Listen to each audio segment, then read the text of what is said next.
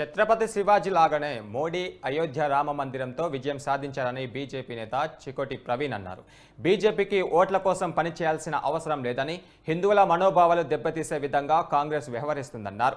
అయోధ్య బాలరామ ప్రతిష్ఠ సందర్భంగా హైదరాబాద్ కోటి ఇసామియా బజార్లో నరసింహస్వామి ఆలయంలో నిర్వహించిన సీతారాముల కళ్యాణోత్సవంలో ఆయన పాల్గొన్నారు.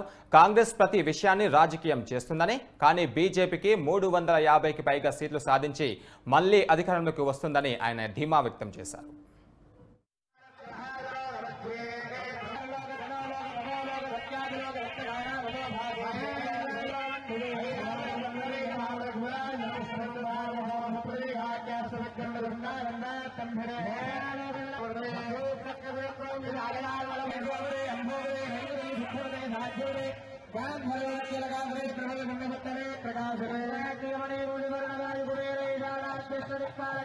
प्रकाश